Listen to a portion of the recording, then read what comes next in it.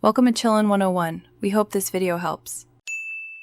You start now, park level, set the handbrake, and remove the key so the car's electronics go quiet. Once done, lift the front luggage compartment cover and peel back the rubber seal to expose the battery tunnel. Some models stash the battery under trim. Make sure you wear gloves and eye protection because battery acid is corrosive.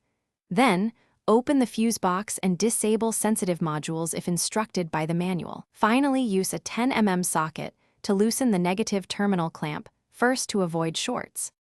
Now proceed to removal. Loosen and detach the negative terminal first to prevent a ground short, then remove the positive.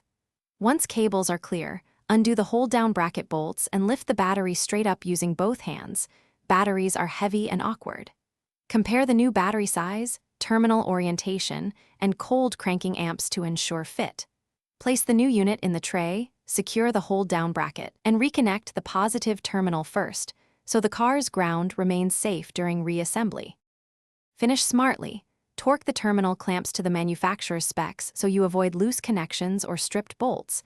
Replace terminal covers and reinstall trim pieces. Once done, start the engine to confirm charging and normal operation, and then reset clocks, radio presets, and any module memory that lost power.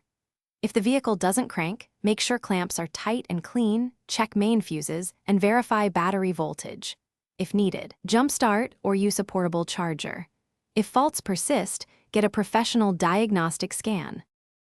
Thanks for watching. Consider subscribing if we helped you.